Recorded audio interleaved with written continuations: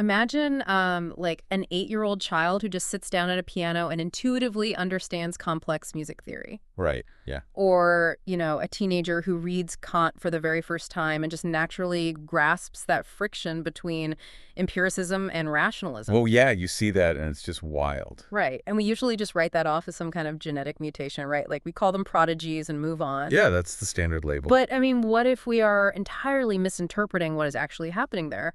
What if we aren't looking at this freak biological anomaly, but rather, and this is what we're getting into today, a biological resume button being pressed? Yeah, and that is just such a paradigm-shifting way to look at human development. I mean, instead of assuming every human being boots up like a brand new hard drive with, a totally blank operating system. Right, the blank slate. Exactly, the blank slate. But we might actually be looking at latent precompiled code that is just simply waiting for the right environmental command to execute. I love that framing. Well, welcome to the deep dive. We are so glad you're here. Today we have a set of incredibly fascinating contemporary notes and analysis dated August 14th, 2026, to guide us through this. It's a fantastic set of notes. It really is. And the mission of this deep dive is to take ancient spiritual cosmology. Specifically, we're looking at Chapter 6, verses 42 and 43 of the Bhagavad Gita, and look at it through the lens of modern neuroscience. Neuroscience, epigenetics, developmental psychology, all of it. Yeah, all of it. We're going to explore this head start phenomenon that you see in prodigies. We're going to look at the compounding nature of the human mind, and ultimately, we're going to ask a very dangerous question about where conscious willpower ends and sheer biological momentum takes over. That last part is going to blow people's minds. Totally. So, okay, let's unpack this. Because the 2026 analysis of this ancient text, it sets up a very stark contrast right out of the gate. To understand the highly advanced mind that they describe in verse 42, the text first forces us to look at the baseline. Right. It looks at a beginner. And that contrast is absolutely vital. I mean, you really can't appreciate the advanced state without it.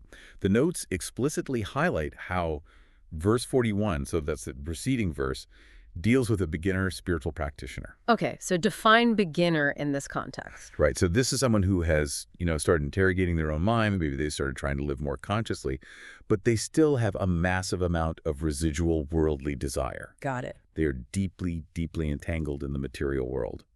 And the text states that when this kind of person is reborn, they are placed into what the Sanskrit calls shurmatam. Shurmatam, okay. Yeah, which translates to a highly comfortable, wealthy, and morally upstanding household. Which, on the surface, that sounds like a reward, right? Oh, totally. Like, in our modern paradigm, if you try hard and do good things, you get rewarded with comfort and wealth. That's the dream.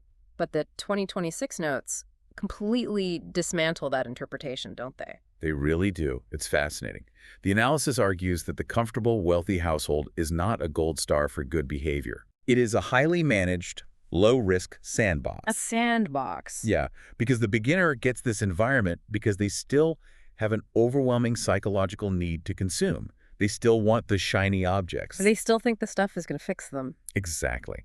And the Shurmatam environment, it allows them to safely exhaust those residual material desires within a structured, ethical framework. So they can do it without completely destroying themselves in the process. It's a containment zone, basically, for a mind that is still obsessed with acquisition. Yeah, containment zone is a great way to put it. I was actually trying to think of a good analogy for this earlier, and it's like the universe giving this beginner an unlimited black card with a trust fund attached, but tying it strictly to ethical purchases. Yeah, that's really good. Like, you still think buying things will make you happy? Fine. Here is a totally safe environment to buy things until you realize it just doesn't work. Yeah, that's exactly the psychological mechanism the text is pointing to. You have to exhaust the desire safely. You have to play with the toys until you get bored of them. Right, right. But then, and this is the pivot, the notes move to verse 42, which describes the highly advanced seeker. And here is where it gets radically counterintuitive. Okay, hit me. The text states that if the seeker is highly advanced, they bypass that wealthy, comfortable sandbox entirely. Wait, they skip it? They skip the trust fund completely. They are born directly into Dhammata Yoginam, which translates to a family of enlightened, wise yogis. Wow. Okay, so they skip the pampering, they don't get the trust fund. They are placed into a family with essentially like a massive intellectual and spiritual library, but no extravagant wealth. Exactly. And if we connect this to the bigger picture, it requires us to just completely deconstruct our modern societal definition of privilege. Oh, for sure. Because, I mean, think about it. In contemporary Western culture, if you ask a sociologist or, an economist to define the ultimate privileged upbringing, almost all of them would describe the verse 41 scenario. The wealthy beginner sandbox. Yeah, right. They would describe a comfortable, affluent home where all material needs are met, there is surplus capital, and access to elite consumer goods. Right, because we equate privilege with consumer power. We equate it with the removal of physical friction, like more money equals less problems, so that's the ultimate privilege. Exactly. But the Gita is arguing that material pampering is actually a massive distraction, a distraction that the advanced mind can no longer tolerate. That is so interesting. So it's not a punishment to not have the wealth. No, not at all. Precisely the opposite. The ultimate privilege isn't an affluent home that caters to your ego. The ultimate privilege is an environment dedicated purely to inquiry and wisdom. Because they don't need the toys anymore. Right. The advanced mind doesn't need the training wheels of material exhaustion. They've already done that in a previous cycle. But wait, let me push back on this a little bit, because I think a lot of people listening to this are going to feel a natural friction here. I know I do. Sure, yeah. In our modern developmental models, we view a highly resourced, comfortable home as the best possible baseline for a child's brain development. Of course we do. Like zero financial stress, the best tutors, the best vacations. We think that is what creates a flourishing human being. So is this ancient text really trying to convince us that an ascetic life with a total absence of consumerist comforts is actually the better psychological incubator? Well, this raises an incredibly important question, and the 2026 analysis is very careful not to romanticize poverty here. Okay, good. Because poverty is brutal. It is. Poverty creates its own immense allostatic load. Chronic stress, food insecurity, neighborhood violence, all of that is biologically toxic to brain development. Right, cortisol levels through the roof. Exactly. So the text isn't advocating for destitution. That's a misreading.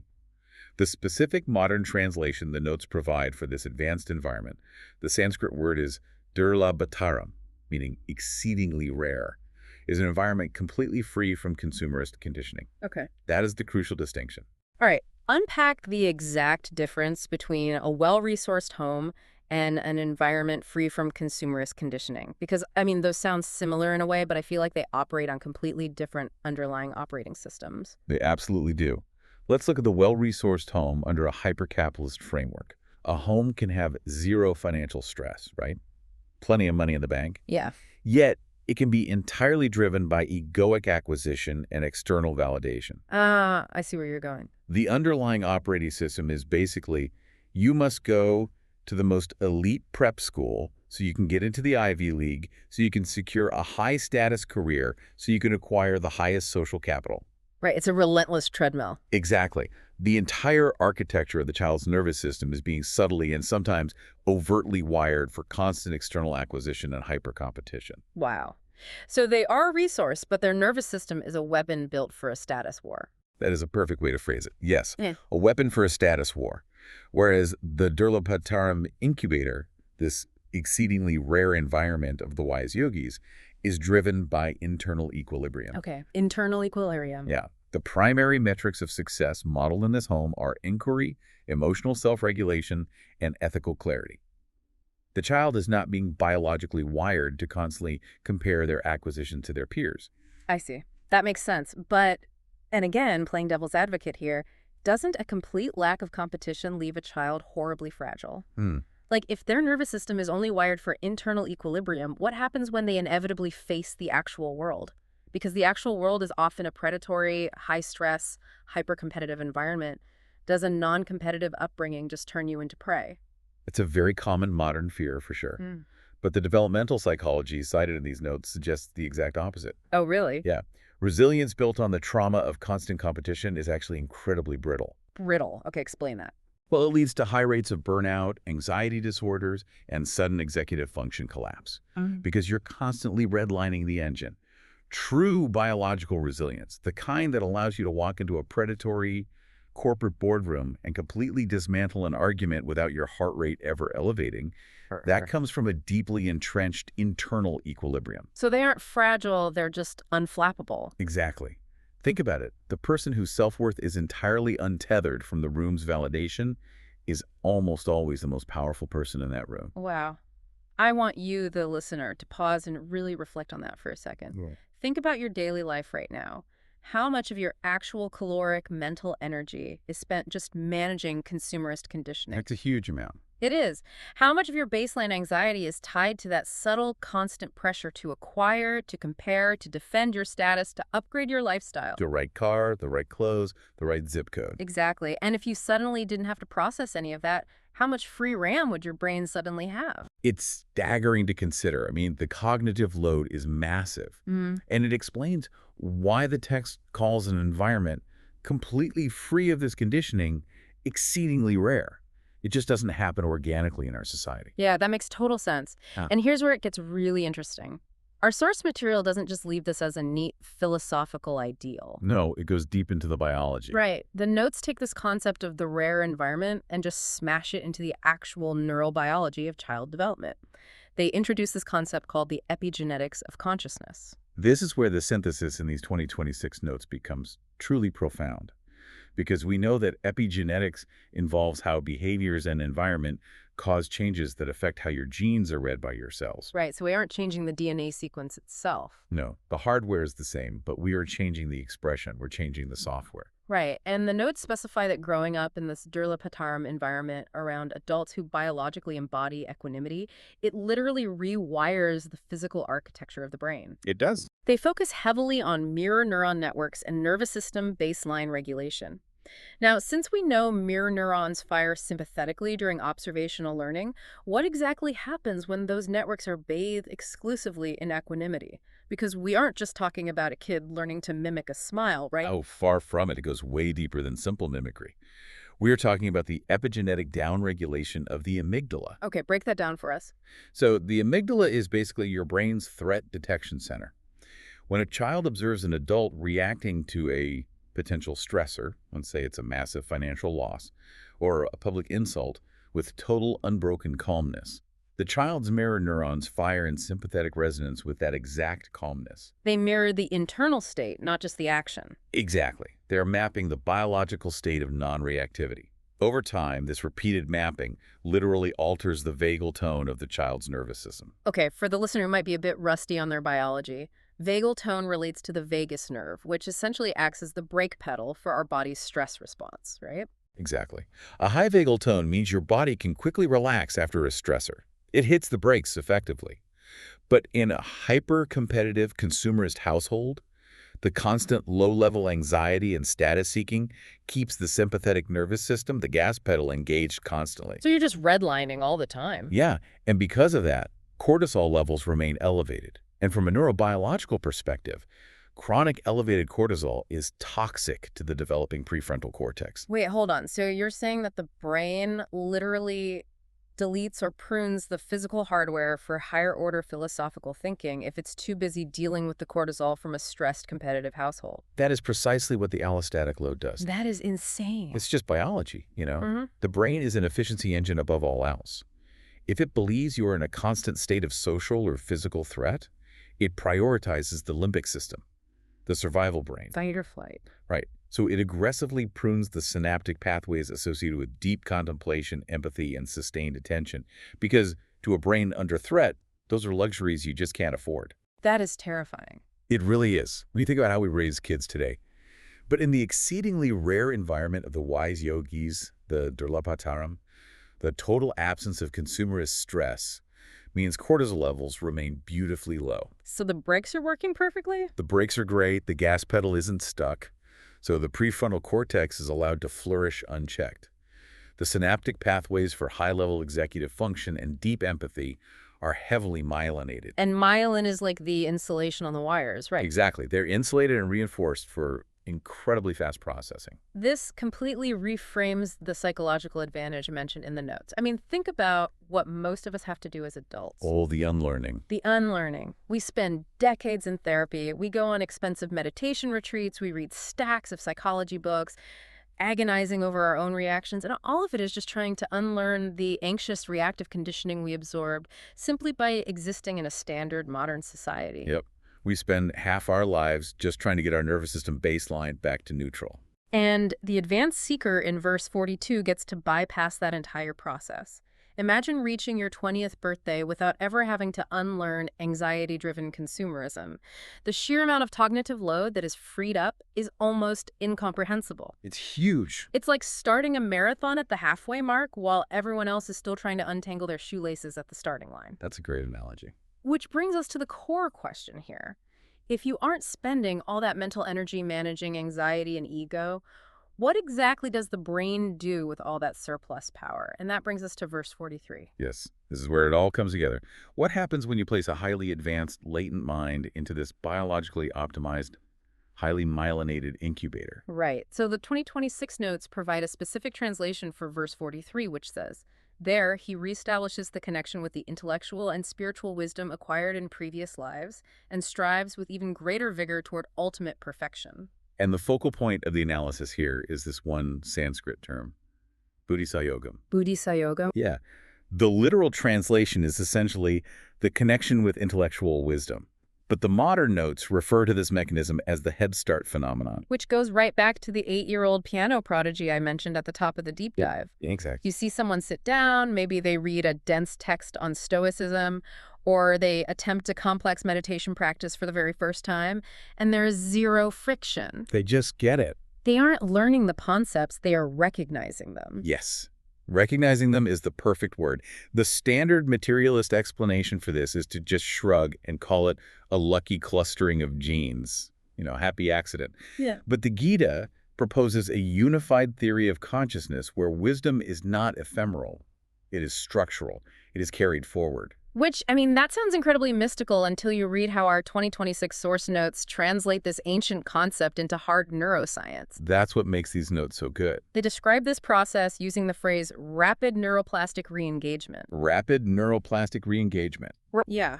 But how exactly does a physical brain resume a philosophical blueprint?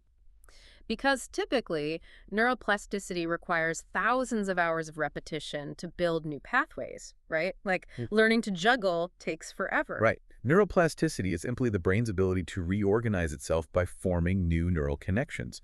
When you are learning something entirely novel, you are right. It takes massive repetition. You are laying down the asphalt for a brand new road in the brain. Okay, so a lot of friction, a lot of time. Exactly. But rapid neuroplastic re-engagement implies that the road is already there. Ah, the underlying cognitive frameworks already exist. Exactly. And I actually want to move away from the typical analogies here, like riding a bike. Let's look at this like computer architecture, because I think it fits better. Okay, let's hear it. It isn't like writing a brand new piece of software from scratch. It is like having a complex, massive database already installed on your hard drive, but it's compressed, and there is no shortcut to it on your desktop.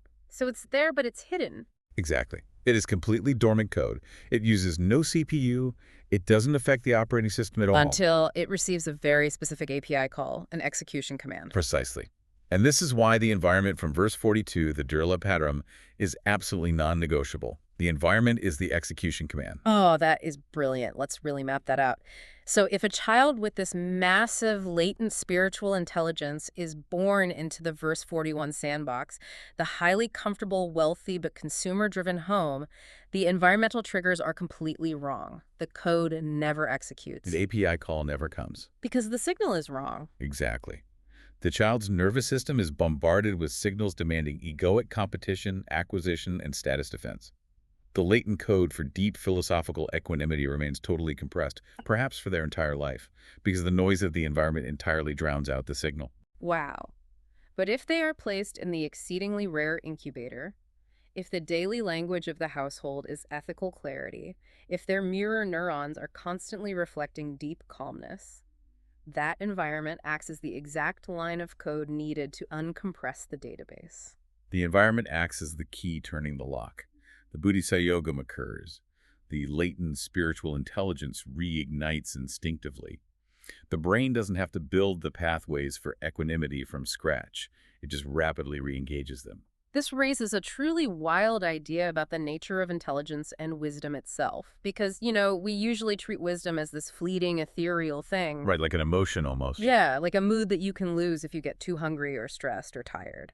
But the synthesis of this ancient text in modern biology suggests that high-level philosophical intelligence is a permanent structural framework. It's architectural. It really is. Once consciousness builds it, it doesn't vanish just because the physical body resets. It just goes dormant, waiting for the right trigger. It fundamentally changes how we view human effort, which logically leads us right to the next phase of the text. Because if we have the perfect environment and that environment successfully executes the dormant code, bringing this massive baseline of wisdom back online, what happens next? Right, because they don't just sit there feeling enlightened and doing nothing. Right. The notes specifically highlight the final Sanskrit phrase from verse 43 to answer this. Yatate katatubiya. Yatatatatubiya. It translates to striving with even greater vigor toward ultimate perfection. Our 2026 analysis categorizes this phase as the compounding mind. The compounding mind. Okay, so what does this all mean? How does bringing a past blueprint online result in greater vigor?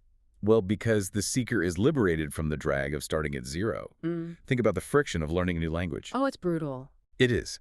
The first year is exhausting. You are fighting syntax, you're memorizing vocabulary, your brain is burning vast amounts of glucose just to form a basic, clumsy sentence.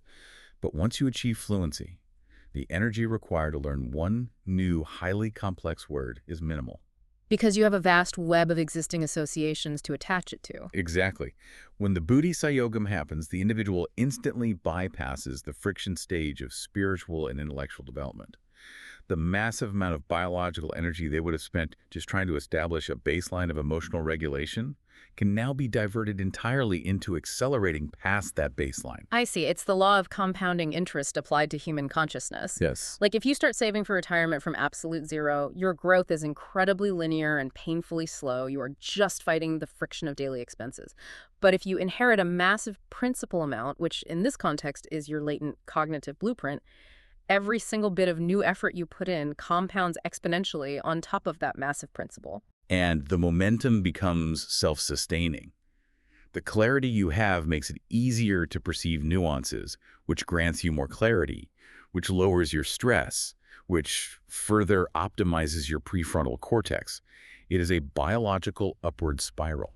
This brings us to a crucial pivot point in this deep dive. Because we've been talking a lot about ancient cosmology, past lives, and specialized environments, it's easy for someone listening to this to think, well, I wasn't born into a family of enlightened yogis, and I definitely don't have a dormant supercomputer of past life wisdom in my brain, so how is this relevant to me right now? It's the most common question. Oh.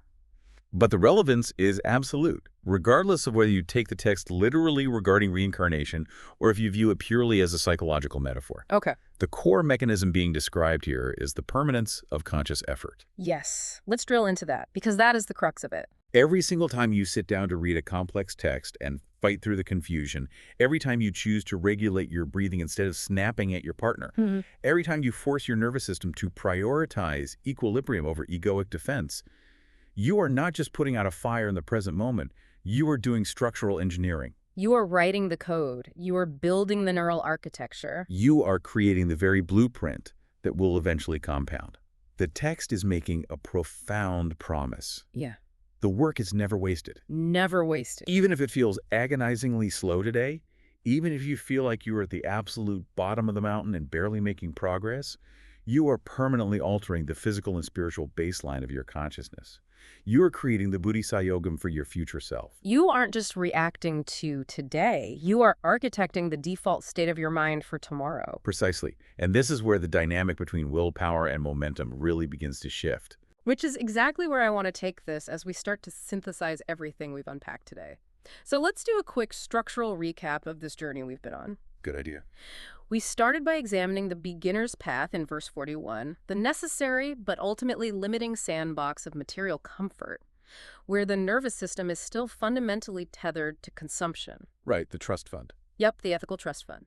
Then we looked at the massive leap in verse 42, the advanced seeker bypassing that trust fund to land in the exceedingly rare environment, the Durla Pataram. An incubator defined not by poverty, but by a total absence of consumerist metrics.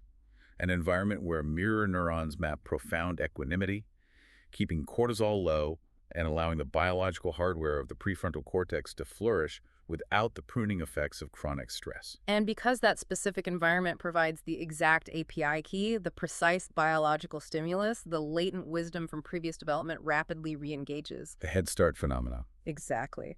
And finally, the compounding mind takes over, accelerating the individual's growth with compounding vigor. It is an incredibly unified, deeply optimistic vision of human potential. It really is deeply optimistic, and there's always a but, it also sets up a philosophical cliffhanger that is, frankly, a little bit terrifying in its implications. Oh, it really is. In our 2026 source notes, there's a fascinating tease regarding the verses that immediately follow the ones we study today, verses 6.44 and 6.45. The analysis points out that this compounding inner force, this momentum we've been discussing, it eventually reaches a critical mass where it drives a seeker forward almost irresistibly. Almost irresistibly. That specific phrasing, it implies a fundamental shift in agency. It does, and this is the thought I want to leave you, the listener, to mull over on your own as we wrap up this deep dive.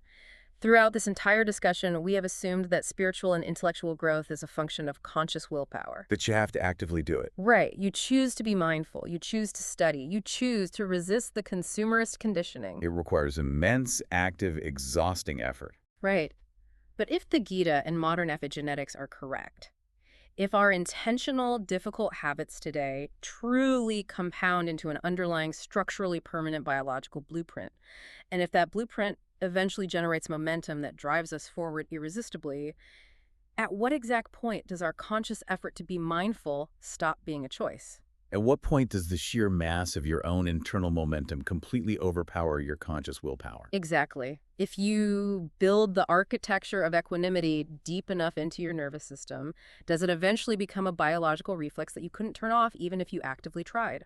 Are we, right now, with every small, agonizingly difficult, mindful choice we make, simply writing the code for a future instinct that will eventually strip us of our free will to be ignorant? It is a devastatingly beautiful provocation. You're painstakingly building a machine that will eventually become self-driving, and it will take you to your destination whether you want to go or not. Thank you so much for joining us on this deep dive. Keep wrestling with those big questions. Pay attention to the environment you are curating for your own mirror neurons, and most importantly, keep exploring the blueprints of your own mind.